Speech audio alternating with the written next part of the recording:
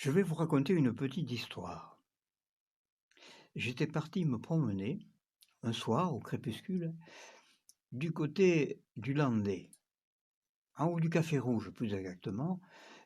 J'avais laissé ma voiture au grand poste et j'avais pris la piste forestière qui partait vers le nord en direction de Fraisse. Fraisse, charmant petit village dans les bois, calme, calme, il n'y a rien. Par contre, par là-bas, il y a beaucoup de lieux qui portent le nom du loup, comme Pras de Loup, la Combe aux loups, le bois des loups. Et puis du côté de Fraisse, justement, il y a un endroit qui s'appelle Louba.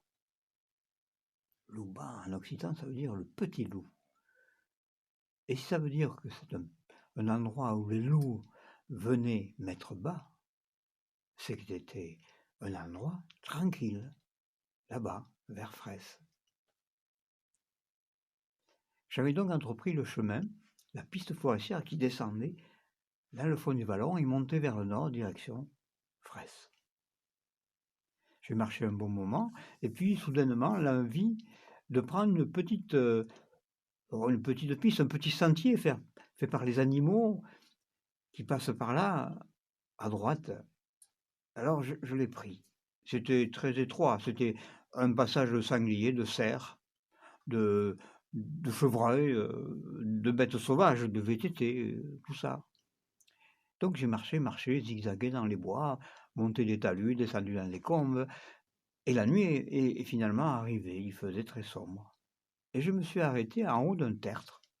Je me suis assis sur une souche, et en bas, en contrebas, il y avait une combe, et une combe noire. On n'y voyait rien là-dedans. J'étais bien, j'écoutais les bruits de la forêt, et à un moment donné, j'ai entendu, ou plus ou moins perçu, des bruits de feuilles froissées, des bruits très dissous, des semblants de souffle, vous voyez. Et à ce moment-là, le ciel qui était noir s'est déchiré. Et la lune, qui était pleine ce soir-là, a éclairé la combe comme un projecteur. Et au fond, je les ai vus.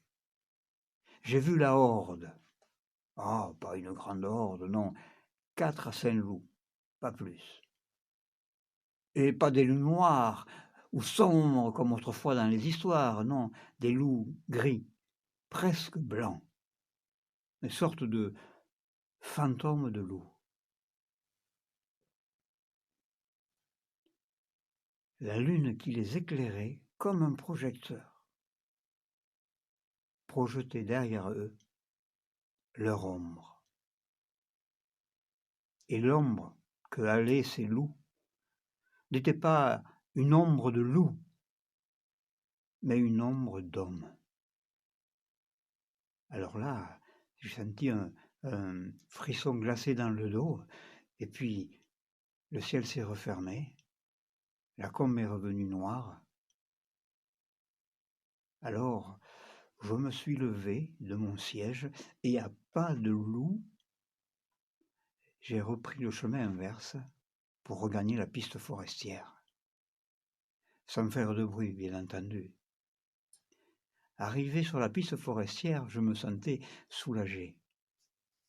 Je me suis retourné pour voir en bas s'il y avait quelque chose. Non, rien. Alors, j'ai repris le sud, direction ma voiture, en haut de la piste là-bas. Et quand j'étais dans la dernière montée, je me suis retourné une dernière fois pour voir si je n'étais pas suivi. Et à ce moment-là, le ciel s'est ouvert à nouveau, et la lune m'a éclairé comme un projecteur. Derrière moi, il y avait mon ombre, et puis la piste forestière vide. Mais l'ombre qui était derrière moi, c'était pas une ombre d'homme. Non, c'était une ombre de loup. À croire que les choses qui nous gouvernent ont voulu mettre peut-être dans l'ombre des loups l'ombre de l'homme, et dans l'ombre de l'homme, celle du pire des loups. Allez, oh.